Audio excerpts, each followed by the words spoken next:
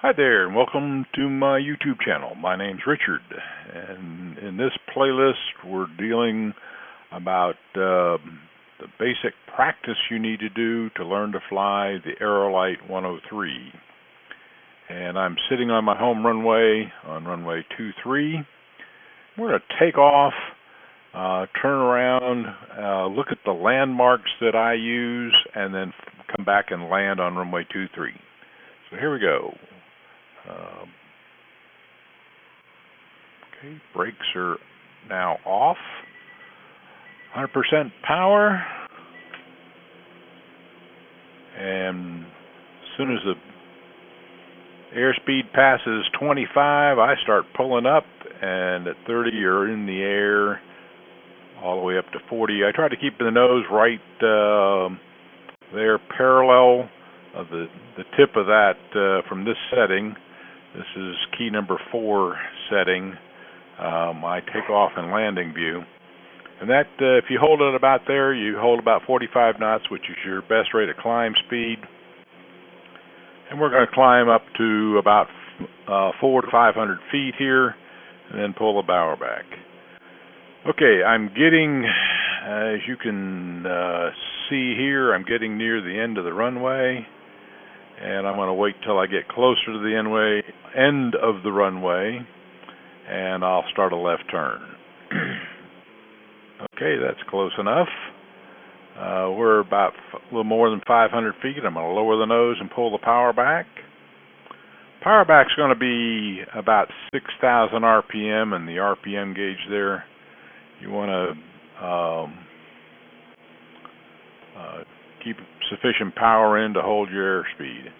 Okay, so there's the end of the runway, and out there you see a little lake. We're going to fly over to that lake. Okay, and you can see, I'll pan over here a little bit, you can see the end of the runway there, and I'll look outside here. I'm going to fly over to this lake. And that's going to be my point at which I start my turn. I'm going to wait till I get to the far end of the lake, and then I'm going to start my turn back to runway 23 to land. So that lake is my reference point for runway 23 landings. So I'm on downwind. If I look back behind me, there's the runway there. And I'm going to get just a little bit further out here, and I'm going to fly to that far edge of the lake right down there. Okay, so airspeed is looking good at 45. Altitude's a little high. I didn't realize I got up that high. So I'm going to drop back down, pull the power back a little bit, try to maintain that 45, and get down. We're at 2,000 feet right there, and we're going to get down to about 1,500. Speeds up a little bit, but that's because I'm descending. So if you're at the 500 to 600 foot range here, you can do a nice level turn and maintain 500 feet. So the moisture and fog just left the cockpit. And we're getting there. Okay, we're almost over the end of the lake, and we're about 600 feet, and the airspeed's about 40. I'm going to pull the nose up a little bit, make the vertical speed 0, add a tad of power. We're over the lake. I'm going to start a turn. So I'm going to do a nice, simple, gentle turn, pull the nose up a little bit. I'm going to pan over and roll up this way, and I'll be able to spot the runway sooner. As soon as I see the runway right there, I'm going to roll out. Okay, so now I know where the runway is. I can pan over there a little bit more to watch for the end of the runway. I can see my airspeed still is at 40 knots. If we're descending, that's okay.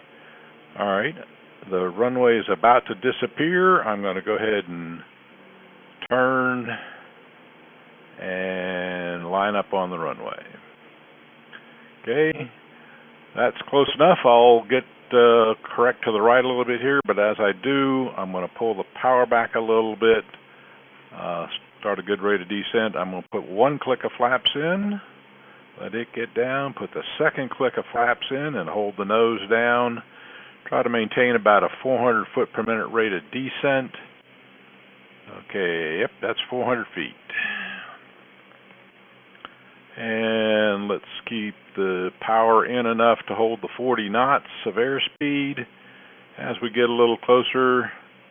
Now, I don't need to land on the end of the runway like other airplanes. You can just land in 100 to 200 feet here. So I'm going to land a little further down the end of the runway here. I'm going to pull the power back even a little more because I don't want to land at the far end down there. So I'm going to let the nose come up a little bit and continue descending 40 miles an hour. And we'll let the nose come up a little bit more, kill the descent rate. And as I get closer here, I'm going to look out with the chase view and land.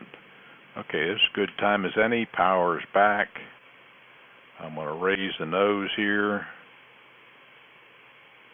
Okay. And we're down. Okay, so that's a typical practice takeoff and landing using landmarks. And we'll stop right here, apply a bit of brakes.